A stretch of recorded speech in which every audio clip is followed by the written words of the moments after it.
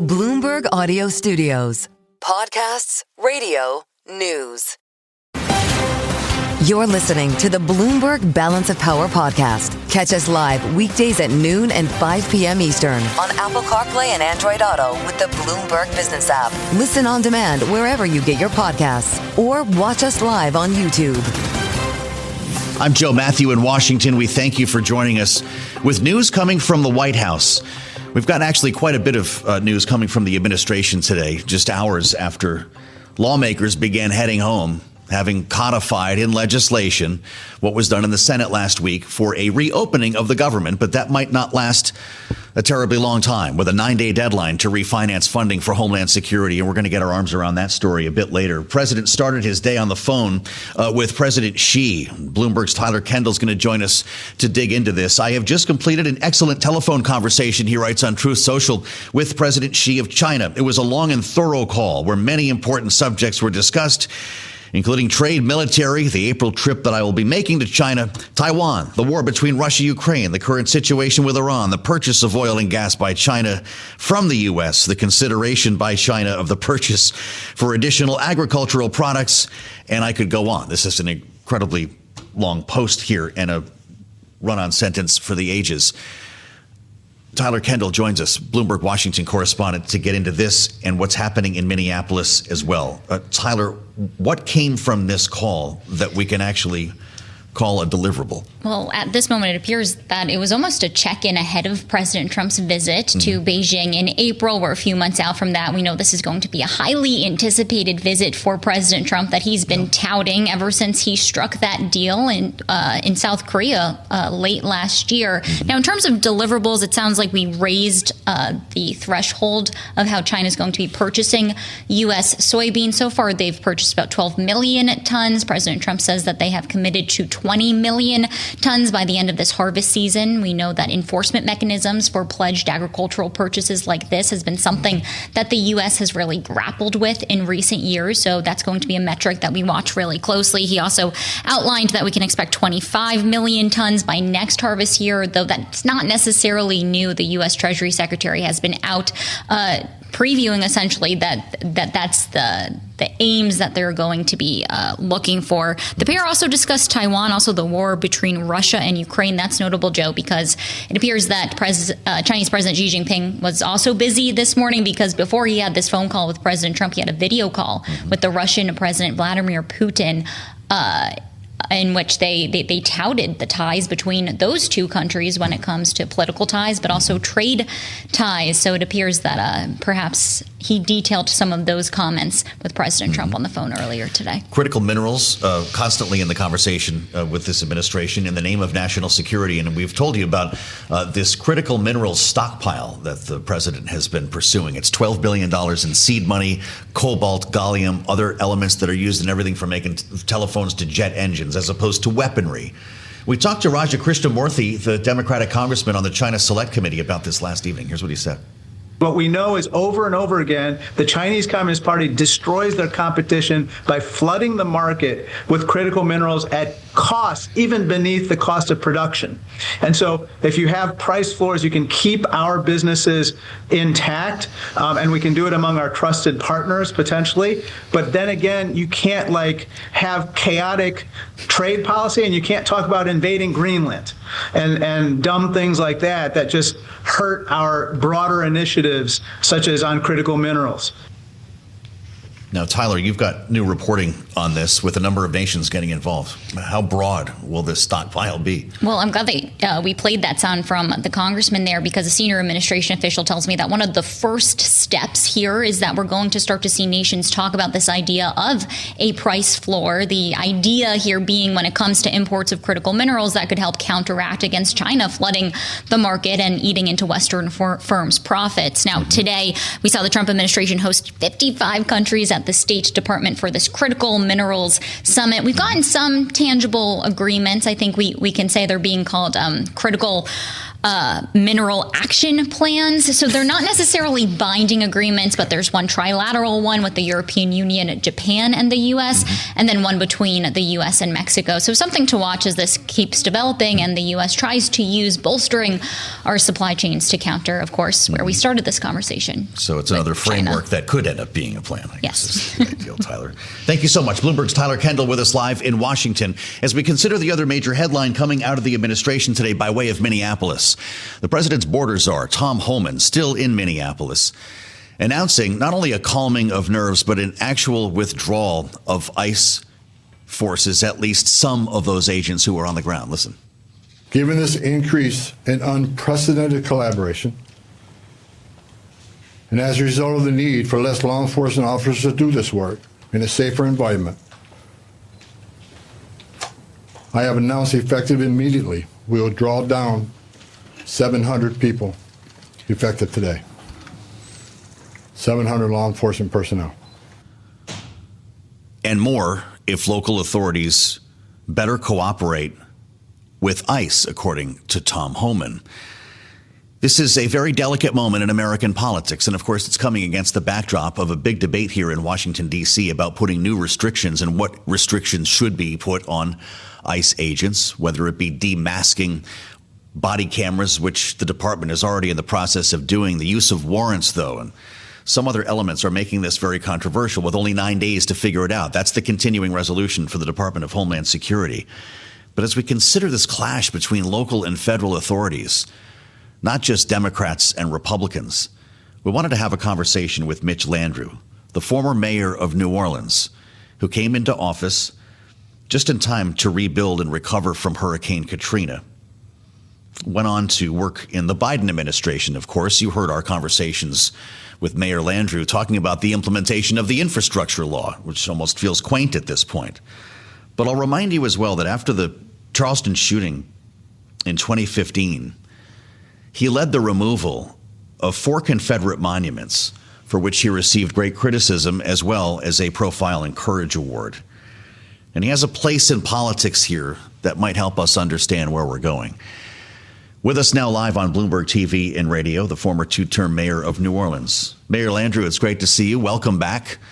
I'm wondering what you would do if you were the mayor of a city like this, whether it's New Orleans, which has seen National Guard troops, or Minneapolis dealing with the ICE raids. What would you do? What would be your posture in dealing with the federal government? Well, first of all, you're not just dealing with the federal government, not DEA, ATF, the FBI, the U.S. Attorney, the National Guard. Those are all very familiar things to mayors in America. And cities work well when there's a good partnership between the president and the mayor and the governor and all of those different agencies, which, by the way, happens all the time in every administration.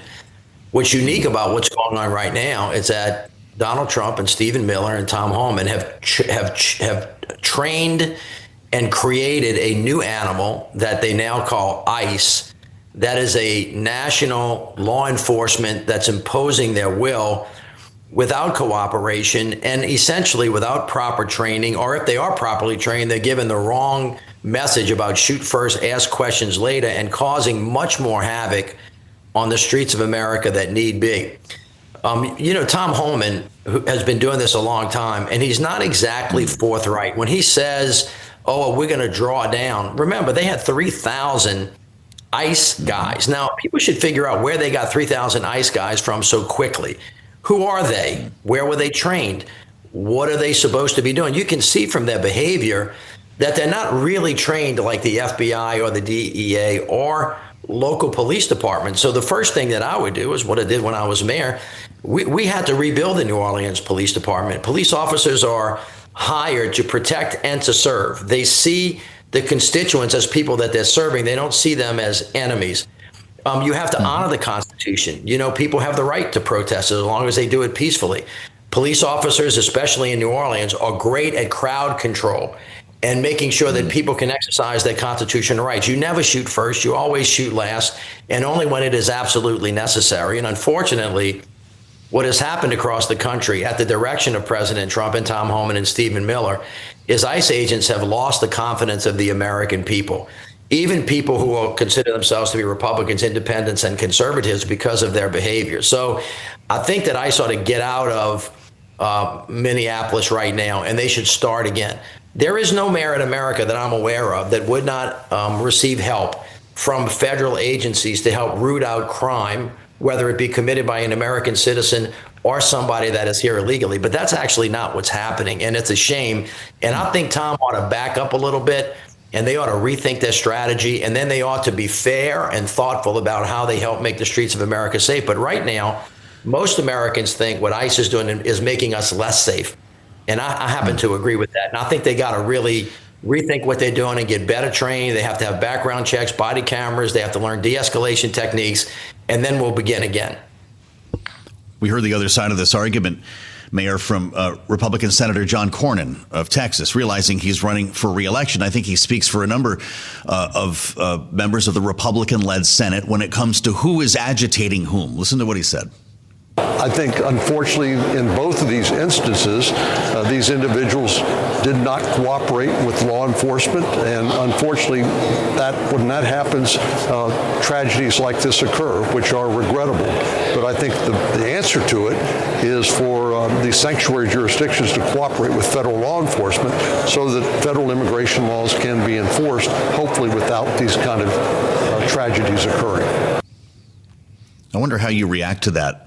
Well, first, I seeing the victim being blamed here. Sometimes people don't really think about what Senator Cornyn said. Alex Pretty, who was on TV being shot in the back, got shot 10 times, was not the aggressor in that situation. There wasn't a riot on the street. He was exercising his First Amendment right, and he was actually trying to protect another woman who had been pushed. There are very few law enforcement officers themselves who would look at that tape and say that those ICE agents or Border Patrol agents in that situation did the right thing. And if they were trained to do that, then they were trained improperly. So Senator Cornyn is wrong about what is actually happening. Now, listen, to be clear, people should protest, and when they do, if they do, they should do so peacefully. But American citizens have a right to be present and to film law enforcement. We should know who the law enforcement officers are that are taking away people's rights and liberties. They should be held accountable for their actions. And yes, people should cooperate to the extent that they can.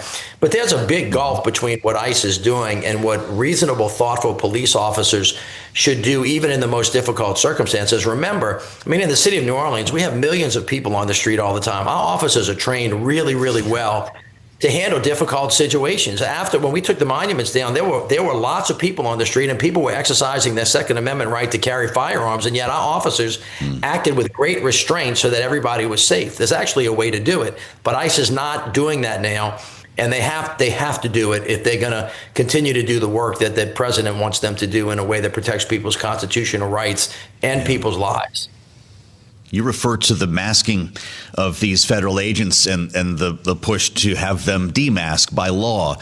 Senator Cornyn called that request an insult to their professionalism. Mayor, when you consider the interaction that you had with New Orleans police, who, of course, not able to cover their faces when they're conducting an arrest, how would you react to that? Well, first of all, almost all the police officers, I think almost all of them, I don't want to say all because there may be some instances, we know who they are. We know what their names are. We know where they were trained. We know what kind of training they got. We know what agency they work for. They actually have labels on their vest. This is universally true across all of America. So I'm a little bit just confused by that answer. And the reason we do that is because these law enforcement officers, of course, are the most powerful people in the world. They can take people's life and liberty away, and we have a system of accountability. And so that's just kind of the way it is. For them to have to be in favor of masked men with guns who have been basically told that you will not be investigated, you will not be questioned, you actually have a license to kill, should chill every American. And I think that most reasonable people, conservative, liberal, extreme, will look at this and say, listen, this is not the way that we are going to be made to feel safe in America. We clearly should have some kind of reasonable restrictions. And most really great law enforcement officers, and most men and women in law enforcement will look at this thing and say, look, they're giving us a bad name. And because if you can't trust the police to treat you in the right way, you're not going to cooperate with them. It just doesn't work. And so I think Senator Cornyn and other people I think they're out of bounds. And I think most of the American people know that ICE is out of control, and they need to be better trained and better focused and giving better instructions, and they have to be held accountable when they get out of bounds, which most people think they are right now. You don't worry about these officers being doxxed. That's what obviously is the explanation for them covering their faces, that they in fact will be targeted. But it's also, listen, it's a very dangerous thing. But every other law enforcement agent in America doesn't have a mask on. They all operate under difficult circumstances. I mean, you would talk to folks in the FBI or the DEA or the ATF or the U.S. Marshal's Office or U.S. attorneys. But one of the things that they don't tell you, it's also an excuse for no accountability and not being able to question somebody's authority. In America, we get to, based on the Constitution, redress our grievances against the government and say when we think the government is wrong. That helps America be strong. You, in fact, are a great patriot when you constructively criticize your government. It is one thing that distinguishes from autocracies and kingships. It's one of the reasons why we actually revolted way back when. If you take that away, America ceases to become the country that we all promised that we would be to each other. And it just doesn't seem to me that it should be so hard to get this right. We have experience in it. The entire Department of Homeland Security needs to be rethought and redesigned. We put that thing together really quickly after 9/11. We're 26 years into it now. It's too big. It's too bloated. There's a lot of waste. And clearly it's not being run well right now. ICE is just a manifestation of that. So we've got to rethink about all this stuff. There's a way to be tough, but there's also a way to be smart. And that's what the policing should be. American citizens are not the enemy. And that is what ICE is treating people like. And that is a mistake. I talked to Christian Menefee this week, mayor. He's the newest member of Congress, a Democrat, young man, won a special election in Texas. Yeah. And we were having this conversation, and he called for the abolishment of ICE. I asked him about the impact of that statement and the way that it can be confused with defund the police, for instance. A lot of Democrats are very worried about the messaging that's coalescing around this issue. And here's what he told me. You can't take something that was created and has been radicalized to this level that has harmed so many people and try to have minor reforms on it in a way that you think is going to protect people. I think that they are far past the line. And after folks are executed in the street, it's time to tear it down. Time to tear it down, he said. How would you counsel Democrats in messaging around this? Well, first of all, no, I'll let Democrats counsel, themselves. I'll say this about a couple things. First of all, Americans, everybody has a right to be safe. And I think that border security is really important and that we ought to make sure both of those things happen.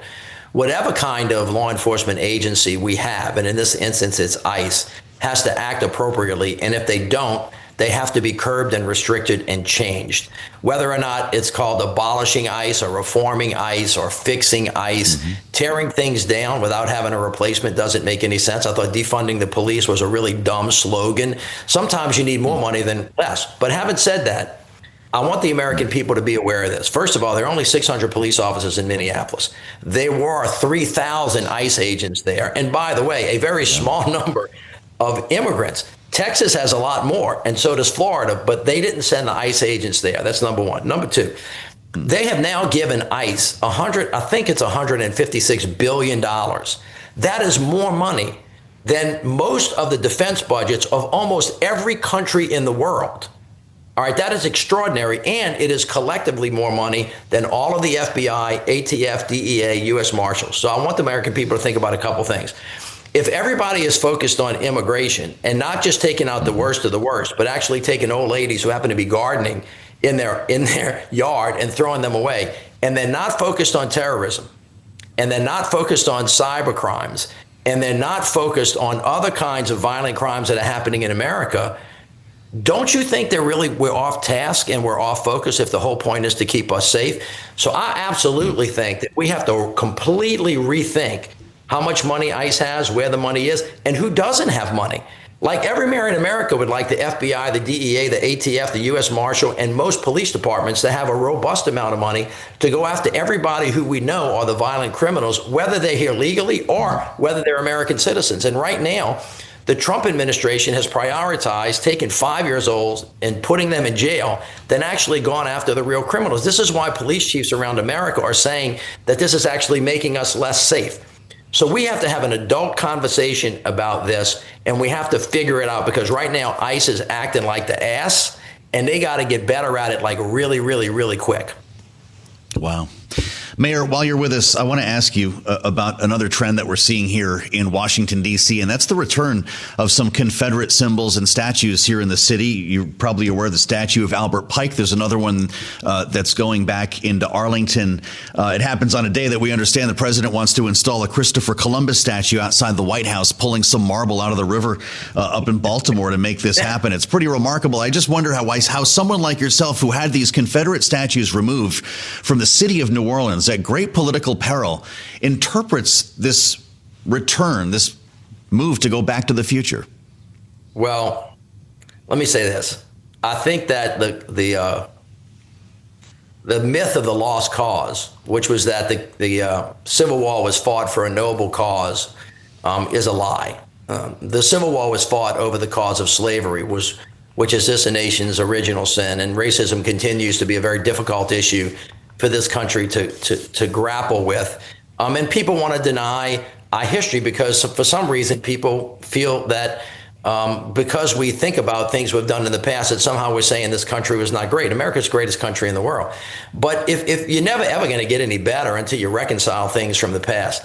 Secondly, the Civil War was fought to destroy the Union. Had the Civil War succeeded, had Robert E. Lee succeeded, we wouldn't be here today. So I don't really think it's a great idea to lift those folks up and to memorialize them as though somehow they were American heroes, like we should put a statue of King George on the Washington Mall. I think that's a bad idea. If you want to remember the people that died, who were brothers fighting brothers, some on the Confederate side and some on the Union side in a cemetery, to realize the deaths, some of which Abraham Lincoln, memorialized in the Gettysburg Address, that's fine. But don't go tell me as an American citizen that you're going to lift up generals from the Confederacy or wave a Confederate flag and tell me that you're being patriotic. That's about as anti-American as you can get. And I just think it's a tremendous mistake. And I think it's a tremendous mistake to make men and women in the military right now who are fighting to save our lives walk under the banner of a Confederate general on our bases. I think that's a terrible mistake as well. We can remember our past, and we can make a promise for a better future without degrading the Union or denying our patriotism for all of America's. There's only one Mitch Landrieu, the former mayor of New Orleans. It's great to see you, Mr. Mayor. Don't be a stranger. Let us know when you're back in Washington. We'll continue this conversation because I think it's going to keep on going. A conversation you will only hear on Bloomberg TV and radio. This is why you want to subscribe to the podcast. A lot to unpack. Stay with us on Balance of Power. We'll have much more coming up after this. You're listening to the Bloomberg Balance of Power podcast. Catch us live weekdays at noon and 5 p.m. Eastern on Apple CarPlay and Android Auto with the Bloomberg Business app. You can also listen live on Amazon Alexa from our flagship New York station. Just say, Alexa, play Bloomberg 1130. We assembled our political panel now following a fascinating conversation with the former mayor of New Orleans, Mitch Landrieu. Bloomberg Politics contributors Jeannie Shanzano and Rick Davis are here. Rick is our Republican strategist, partner, Stone Court Capital. Jeannie is Democracy Visiting Fellow at Harvard Kennedy School's Ash Center, our Democratic analyst. Rick, I wonder your thoughts on what we just heard from Mitch Landrieu, who is clearly not impressed terribly with the removal of 700 federal agents. He's making clear, and it's true, we've got another 2,000 agents there. But I had sensed some optimism when we spoke earlier on your part that the needle might be moving here when it comes to de-escalation and the impact that Tom Homan has had in Minneapolis. How do you read it? Well, first of all, let me just say I am thankful that Mitch Landrieu is not running for the United States Senate as a Democrat this year, because like his sister, he would have been successful and we'd be down one, start of the game. I mean, he's an amazing politician and probably the Democratic Party's secret weapon. Yeah, look, I mean, I think there are ways to look at this. You can be negative, you can be positive. I think practically speaking, we're in a different place today than we were a week ago. a week ago following the death of Mr. Petty. I mean, the country was ablaze with anger, rightly so. The Congress was in a grip over what to do about this. Even Democrats didn't have a full slate of reform measures that they wanted because they never thought they'd have a shot at getting those. And now today we have a legitimate conversation going on in Congress with the White House about how to, deconflict the situation, both in Minneapolis, but writ large with these ICE agents all over the country. So you're never going to solve all the problems at one time, but we're in a much more constructive dialogue today than we've been in the past. Doesn't mean everything's better. Doesn't mean it's not going to have problems. One more shooting by an ICE agent to a citizen is going to blow all that up. We are dancing on the edge of a pin. But right now, we're still on that pin, and we're still having conversations that could result in a positive change. I'm struck by Rick's initial reaction to our conversation with Mitch Landrieu, Jeannie. Just to digress for a moment, why aren't Democrats running him for president? They very well might. Joe, I think not that long ago on this show, I said he would be a very good candidate, and there is a reason for that. And who knows who will run? There's a lot of talent on the bench. But I think he makes a really important point, and it's one that we've heard over and over again, which is that there is no question you need a secure border, but you don't get there by violating people's rights and liberties, terrorizing Americans on the streets. And I think a big question has to be asked about why Minneapolis. Again, 3,000 ICE officers sent there.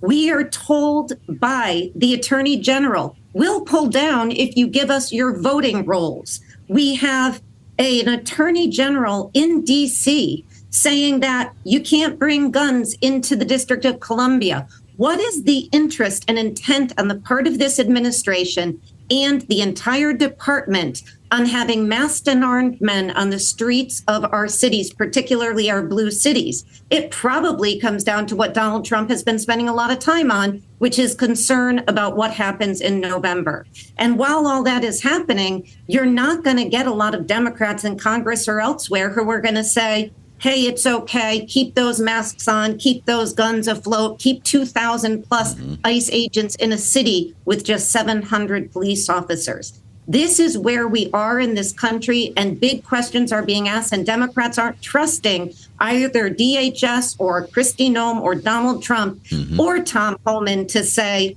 we're pulling out 700, turn the other way and look away. That's not going to work. And it doesn't even depend on another incident. It's not going to work now. How's this masking issue going to be solved here, Rick? This is a tough one. When we asked John Cornyn yesterday about demasking, he said that was an insult to the officers' professionalism. You heard what Mitch Landrieu just said. Should these ICE agents be held to the same standard as other law enforcement officers in this country, or should we be sensitive to the fact that they say they and their families are being targeted when they're identified? Look, I mean, we live in a very difficult environment where elected officials are targeted. Police officers, no doubt, are targeted. What are we going to do? Members of the United States Senate and House start wearing masks because, like what Mitch Landrieu said, we all know who they are anyway, right? So what's the point?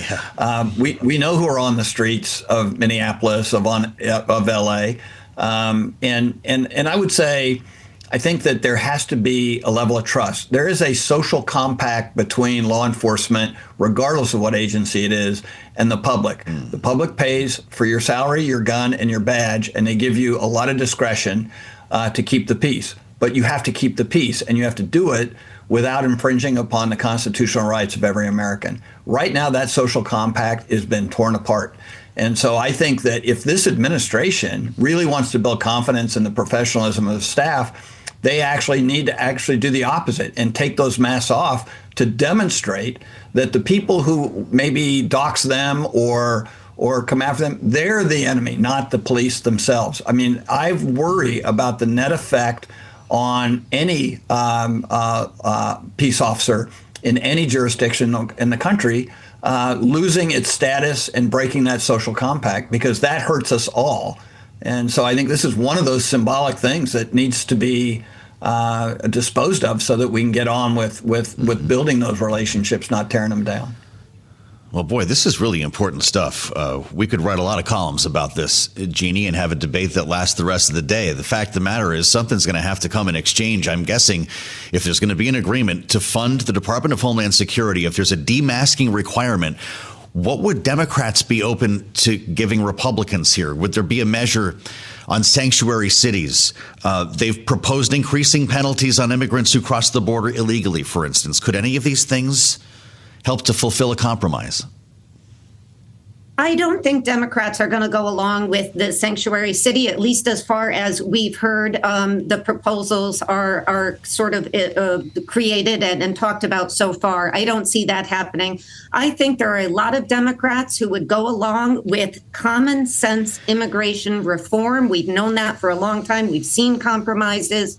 But what they want to see first and foremost is they want to see ICE addressed. And that means whether you're talking about revised, whether you're talking about defunded and then recreated in a way that makes common sense. These things are all very doable. We have wonderful police officers and military officials in this country working day in and day out without masks. And I think the question to be asked is, why is John Cornyn, apart from political reasons, and this administration and so many others committed to things like masking these agents when they aren't committed to masking regular police officers, except in certain circumstances like illness and certain circumstances? So, there are big questions to be asked. There are agreements to be made, but Republicans are not going to be able to make those agreements by talking about nationalizing our electoral process or dealing with sanctuary cities. It needs to start with revitalizing ICE, retraining ICE, and reconfiguring an agency which is swimming in money, and none of it makes any sense, and it's robbing people of their rights on the streets of our cities. Yeah. The Speaker of the House told reporters a little while ago he's going to be meeting with the president today at the White House to talk about this, but he made it pretty clear, Rick, and John Thune has as well, that this negotiation is between the president and Chuck Schumer when it comes to funding DHS. Will they figure that out in the next 9 days?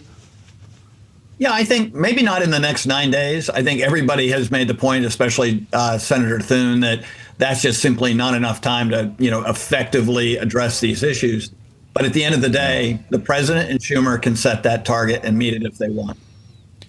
Could happen at any time. And of course, you'll hear about it right here if and when it does. Great insights from Rick Davis and Jeannie Shanzano. This is why they are Bloomberg Politics contributors, and I thank you both. Thanks as well to Mitch Landrieu. We're going to turn our attention to what's going on overseas coming up next, and the potential for another strike against Iran. Stay with us on Balance of Power. We'll have much more coming up after this.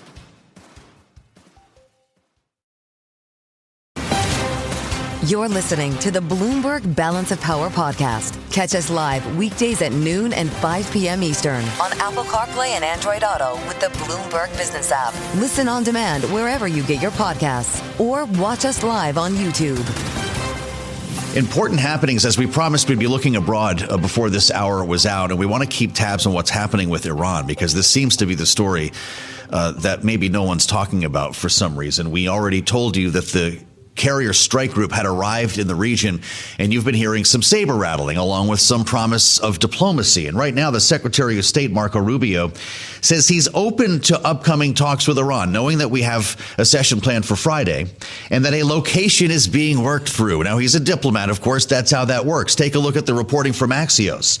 The U.S. just told Iran it will not agree to Tehran's demands to change the location and format of talks planned for Friday. They wanted everybody else out of the room and just do this between Washington and Tehran. That appears to be not happening. The U.S. and Iran had agreed to meet in Istanbul with other Middle Eastern countries participating as observers. We've been continuing our conversation with Heather Conley about this, and she's back with us in studio now, non-resident senior fellow at the American Enterprise Institute, the AEI, former Deputy Assistant Secretary of State for the Bureau of European and Eurasian Affairs, a voice of experience that we have drawn on more than once. And Heather, it's great to see you. Welcome back. Is this session happening on Friday? What's going on? We don't know. On Monday, we thought we had talks in Istanbul. Yeah. On Tuesday, the Iranians said, nope, we're going to move those to Amman and talk only about nuclear issues. And today we were were told, the U.S. said, nope, we're not going to do that. And Special Envoy Witkoff and Mr. Kushner may be coming back home after a meeting in Qatar. So stay tuned. I think this is still moving around. Is this part of the dance that you would expect, or is this unusual to see this all playing out in the open? A little bit of the dance. It's what Iranians tend to do to keep folks off balance, and that they can sort of take the initiative. I mean, this is gunboat diplomacy, as you mentioned. We've got, a carrier strike group. We are building up significant forces in the Middle East, and we are compelling, in many ways, Iran to the negotiating table. This is they're trying to wrestle back a little of the initiative, I think. Understood. Gunboat diplomacy. The fact of the matter is, in the end, this is going to be hashed out between Tehran and Washington, right? Do we need to have our neighbors at the table, or Iran's neighbors in this case? So it's important to have those neighbors there. As we mentioned, there's a reason why the Saudis, the Qataris, the Emiratis aren't allowing their airspace to be used if there is a U.S. military strike. They're afraid of the regional spillover. So I think it's a strong sign that other region diplomats are there. Look, I don't think we can say it will always stay diplomacy. Diplomatic track. I think the Trump administration wants to see where this goes, but I also think they are keeping options available. This is a very unique time. Iran is weak. I think there's some searching to see if a real important deal can be secured at this moment. Has the administration detailed what this deal would look like? Is it simply a promise to abandon the nuclear program? Yeah, unclear. I mean, they've gone back to sort of the standard, which is no nuclear enrichment. Real tough limits even for its own energy. Correct. Yeah. I think they're really very tough on that line. They also want to add limits to Iran's ballistic missile program and really addressing ending support to those regional proxies. The Iranians have been very clear, and this has been part of the dance. They only want to focus on nuclear issues. And so what it seems, again, Axios is reporting doing the nuclear conversation one-on-one with the United States, and then having the broader regional conversation about the ballistic missiles, the human rights abuses, and then the proxies. But don't we know that stopping all enrichment is a non-starter for Iran? At least historically, that's when everybody walks away from the table, because they do use nuclear power for any number of uses beyond weapons. We're talking about the extreme enrichment that would be used for a nuclear weapon. Does this administration need to delineate there, or has Iran lost trust on that issue? Well, I think we've lost trust that the Iranians are not transparent about their nuclear program. And as I said, I think this is the challenge. You put your finger on it. The Iranian regime will not give up its nuclear enrichment process. It believes it's for its own civilian purposes. And I think as long as this regime is in place, that will be their I want to mention just quickly, I can interrupt our conversation with a red headline on the terminal. This is breaking news right now. The Supreme Court will allow the new California voting map for the midterm elections. Remembering this is something that went to voters in an election not long ago, having been put forth by Gavin Newsom in Prop 50, the Supreme Court allowing the voting map for the midterms. As we spend time with Heather Connolly from the AEI here in our Washington studio with eyes on Iran, if we get to the point where talks are exhausted, there are still a lot of questions about what the president's been briefed on and exactly how we would go at another strike. Remembering we struck their underground nuclear compounds last year. Could we be in a situation where these are not classic military installations or targets that are being pursued by the military, rather people? Do we go after individuals in a way that Israel might? Well, I think that's why it's been so difficult. We don't have clarity on the military objective. And I think the military has to prepare for every eventuality very robust. So regime change. So you're going after specific targets to decapitate the regime. Are we specifically looking at, again, going to ballistic missile sites? If we have to go back to some of the nuclear sites, there was some satellite imagery the last few days at Natanz sites, in particular, a photo that showed that they were trying to harden some of those sites, anticipating perhaps that we'd be revisiting those. We don't know what the objective is. I think the president, if he chooses a military option, wants a clean, decisive strike, and that's just not going to be the case here. And this is what makes this decision really hard, because there's so much messy spillover effect, and I believe Iran will take very decisive action against U.S. forces in the region and of course, Israel. So we really have to be prepared not only for what the strike we'd want to deliver if that option is chosen, but then how do you defend the region? And that's why all those assets are coming into place, THAAD, Patriots, and others. Is that Al Udeid in Qatar? Where would they target Americans in the region? Well, of course, you'd go to the biggest locations. That's what the Iranians did during last June's 12-day war. So again, I think, and it was a little bit more scripted. I think they weren't trying to escalate. If this regime is put in a corner, would they really do something highly irrational and illogical and really accelerate? That's what you have to be careful of. What happened yesterday? We just shot down an Iranian drone that was, we're told, acting aggressively or somehow targeting the USS Lincoln. This is the center of the carrier strike group. It was shot down. The drone was shot down by an American F-35. Is that an act of war? Well, it's testing boundaries. And I think this is where I think you're seeing Tehran demonstrating that it will go very far. And I think it's sending a message to the White House going, you don't want this mess. So it also activity around a tanker that would have been supplying U.S. bases with fuel. So we had two acts. This is why this is so dangerous. This is why we want it to go back into a diplomatic track. But the stakes are pretty high here, Joe. Was that an opportunity, though, for the U.S. in our remaining moment here to prove our ability to enact force protection, that it doesn't matter which boat or which base you're coming after, there'll be an F-35 waiting for you? Right. I mean, I think that's exactly it. Both were testing each other's boundaries, and this is where you have to clearly and decisively deter that behavior, and the military demonstrated that it will take those steps for sure. Is that, in fact, a bigger flotilla, if we can use that term, a bigger armada than we had in Venezuela? Is the president right about that? I believe the buildup is much more significant. Again, we have much greater basing facilities in that region, but yes, I mean, you have to move in.